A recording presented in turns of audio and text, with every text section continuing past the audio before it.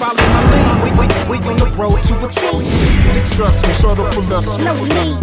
If you could dream, you can achieve what you believe. Welcome back to the channel, YouTube. Once again, please subscribe if this is your first time coming to the channel. Today we have on display the Incline Barbell Bench Press. We're going to start off with this movement first because honestly, I feel as though the flat barbell bench press is probably overrated a bit too much. The Incline Barbell Bench Press will build the whole upper pecs and the clavicular head, your anterior deltoids a whole lot more, give you that very squarish look up top. It'll give you full development, like, you know, you take someone for like Frank Colombo, for example. I mean, he had excellent separation between his upper and lower pecs. So you want to go after that look. This way you don't have like a sunken chest look. So we're going to get started. First, you want to come to the bench.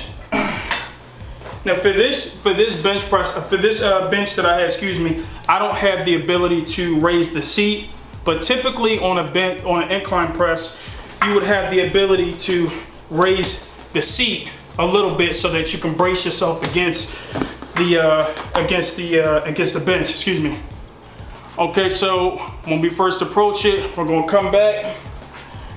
You want the bar to be at eye level. Okay, before we even grab it, you want the bar to be exactly at eye level. All right, this way you don't have to be grabbing it all the way from back here, or you know, you're grabbing it from up here and bringing it down. You just want it right there. Next, the way I set up for the incline press is, you see where that ring is on the bar that separates between the knurling? I actually rest my pinky at that ring. And the reason why I do that is to get more tricep development, and I'm able to utilize my triceps more and less shoulders. Even though it's still going to work your shoulders, you get to get more tricep usage from having your hands closer in. All right. So this is where your hand position. This is where your hand position should be. Now that you know how the bar is going to be placed and how your head position should be, where your hands should be placed, we're going to go over the back arching and the way your feet should be placed when you're doing this. All right. So you want to be able to retract your shoulder blades and expand your chest. Okay. So when you retract your shoulder blades, naturally your chest should expand, but consciously think of expanding the chest, because that will actually make you retract your shoulder blades that much more. So when I come back, I'm coming back like this. My shoulder blades are retracted and my chest is completely expanded, right? Completely expanded. Now, if you look at where my feet are,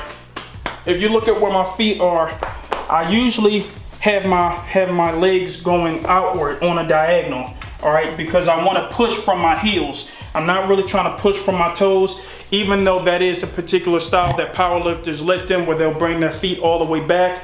I like to bring mine at a point where it's right almost even with the bench that I'm using, and it's on an angle, it's on a diagonal angle where I can actually utilize my heel to actually push against.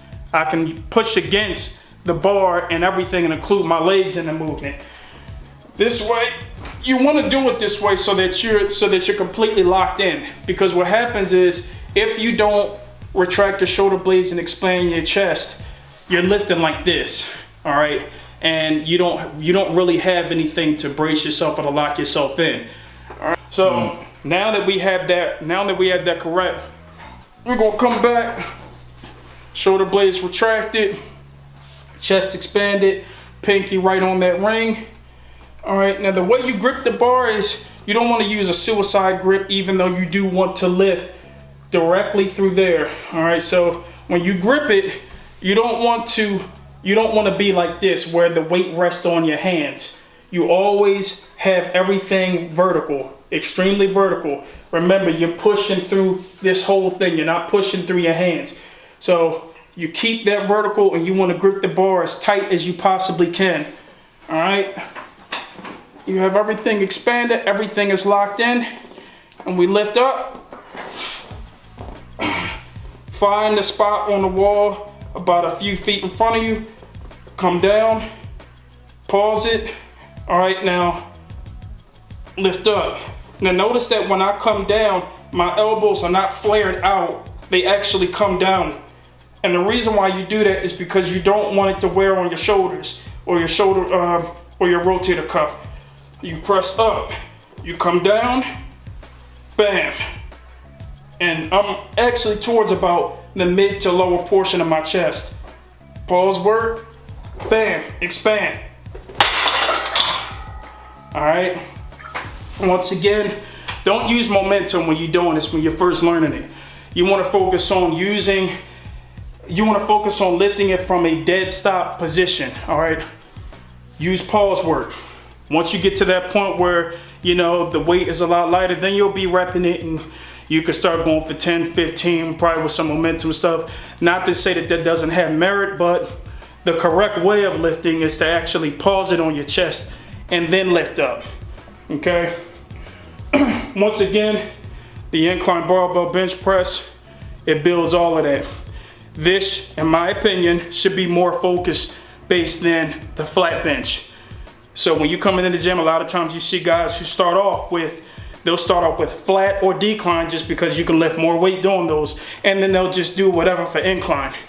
Well, that's not the way it should be. I mean, even though the incline is the hardest movement, the incline will actually build your chest the best, in my opinion. So again, this is what you want to start off with. Hopefully you enjoyed the video, and till the next video, take it easy.